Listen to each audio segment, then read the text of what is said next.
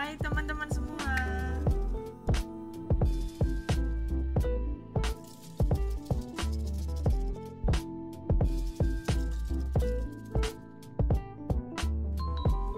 Nah, berdasarkan definisi tersebut, dapat disimpulkan bahwa penelitian kuantitatif ini selalu berkaitan dengan angka-angka yang nantinya akan menjelaskan sebuah keadaan tertentu terhadap hal yang ingin kita ketahui. Selanjutnya ada macam-macam penelitian kuantitatif.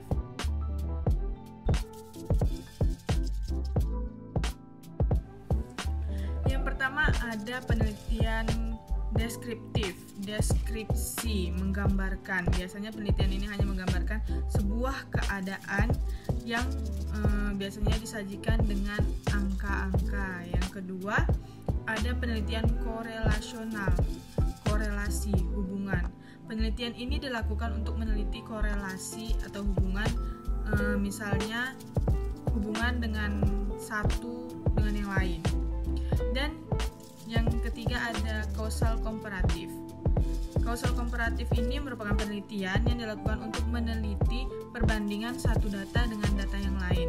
Selanjutnya ada penelitian tindakan, penelitian perkembangan, dan penelitian eksperimen. Jadi perlu digarisbawahi bahwa penelitian kuantitatif selalu berkaitan dengan angka-angka data yang ditampilkan dalam bentuk tabel atau perhitungan dengan menggunakan rumus-rumus tertentu, misalnya dalam statistika.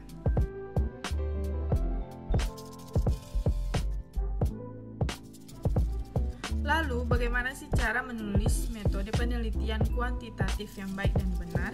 Yang pertama ada mengidentifikasi masalah yang ingin diteliti. Nah, tentunya hal ini dihubungkan dengan topik yang ingin kita teliti menggunakan penelitian kuantitatif. Misalnya, hubungan antara motivasi belajar terhadap prestasi belajar siswa.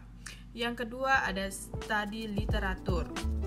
Ini bisa dijadikan sebagai sumber tinjauan pustaka di dalam menyusun penelitian kuantitatif. Yang ketiga, ada pengembangan kerangka konsep.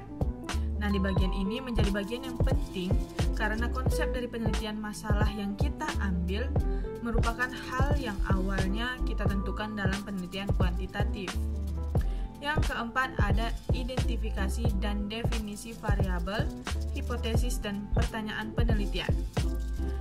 Yang menjadi pembeda antara penelitian kuantitatif dan kualitatif ini biasanya terletak di bagian variabel, hipotesis, dan pertanyaan penelitian.